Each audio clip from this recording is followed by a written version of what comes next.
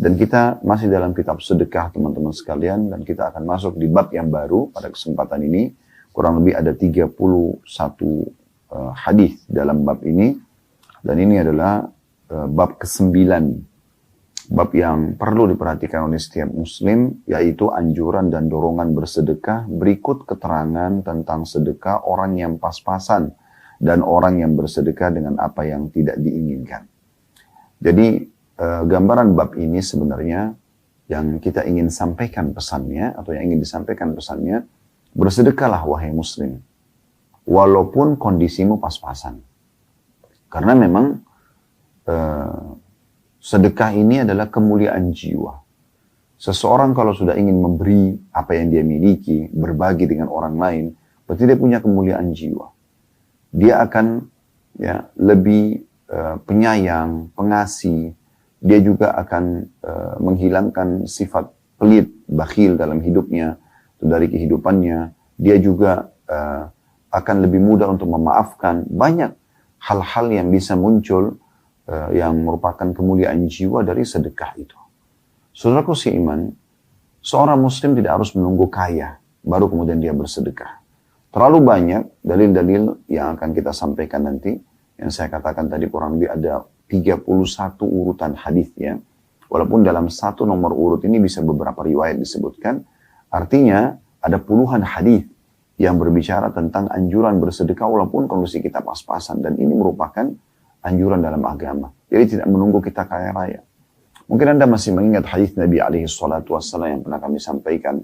Yang kata Nabi SAW, siapa yang membangun rumah, Allah di muka bumi, maksudnya masjid, maka Allah akan bangunkan baginya istana di surga. Ada seorang sahabat mengatakan, ya Rasulullah, tidak semua orang mampu membangun masjid. Karena dalam pikiran sahabat ini harus memiliki dana atau anggaran yang cukup untuk membangun satu masjid. Satu orang satu masjid. Maka Nabi SAW berikan gambaran dan meringankan permasalahan ini sambil mengatakan atau meringankan tuntunan dan atau anjuran ini. Kata Nabi SAW, Allah akan memberikan pahala ini kepada siapapun yang bersedekah membangun rumah Allah di muka bumi walaupun seperti sarang burung. Artinya sesuai dengan kemampuanmu. Walaupun kamu tidak mampu untuk membangun utuh semuanya, misalnya bangunan satu masjid 1 miliar. Anda cuma punya 100.000 rupiah, 1 juta rupiah, 50.000 rupiah, 1.000 rupiah pun, 500 rupiah pun. Kalau cuma itu kemampuan Anda dan Anda berikan, sumbangkan di kotak amal yang nanti akan dipakai untuk pembangunan masjid, maka sudah cukup Anda akan mendapatkan istana di surga. Sesuai dengan kemampuan kita tentunya. Maka ini menjawab dengan sangat jelas dan gamblang kalau seorang muslim tidak menunggu untuk menjadi kaya raya dulu baru sedekah. Demikian juga dengan hadis tentang buka puasa. Kata Nabi SAW, siapa yang membuka puasakan orang yang berbuka puasa, atau siapa yang membuka puasakan orang yang berpuasa, maka dia akan mencapai atau mendapatkan pahala orang yang dibuka puasakan tersebut tanpa mengurangi sedikit pun dari pahala orang yang sedang dibuka puasakan. Maka ada sahabat yang mengatakan, ya Rasulullah, tidak semua orang mampu membuka puasakan orang. Mirip tadi kasusnya, sahabat yang bertanya ini berpikir dia harus menyiapkan makanan yang lengkap. Dan mungkin satu porsi makanan, anggaplah kalau kita tarik di hari kita sekarang ini, mungkin yang ideal bisa antara 20.000 sampai 30.000 rupiah. Sudah ada nasi dan lauknya serta sedikit sayur misalnya.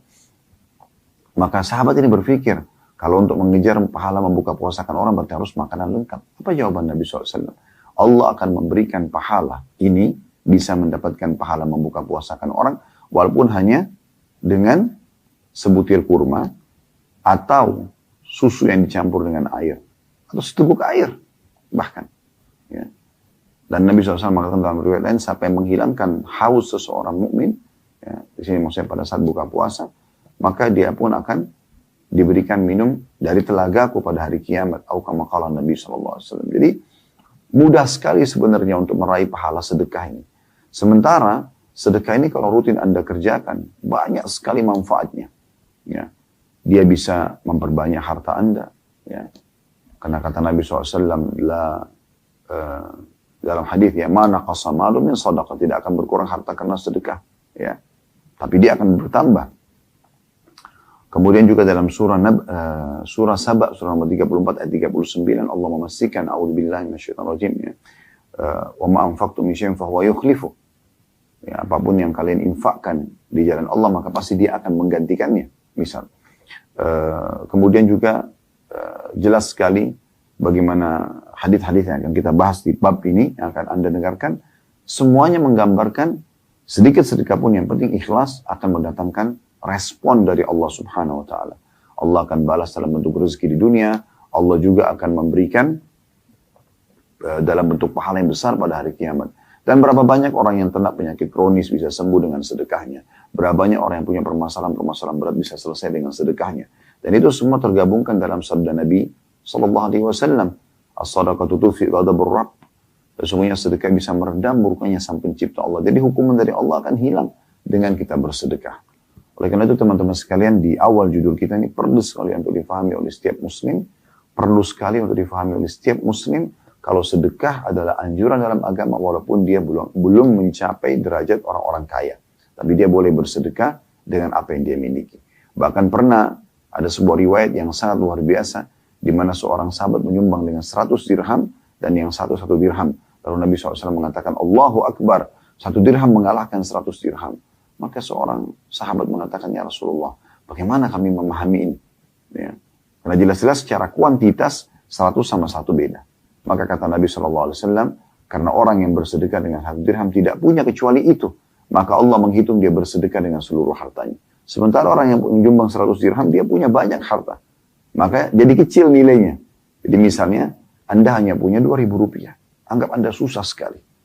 Lalu Anda bersedekah dengan 2.000 rupiah. Allah bukan menilai 2.000 rupiahnya, tapi Allah menilai itu adalah seluruh harta yang Anda miliki.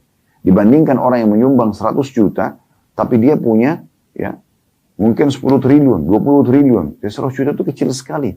Ya.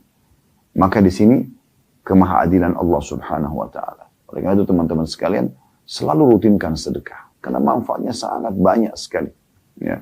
Sebagian salaf mengatakan sedekah itu bisa menghilangkan 70 bab masalah atau musibah dalam kehidupan kita.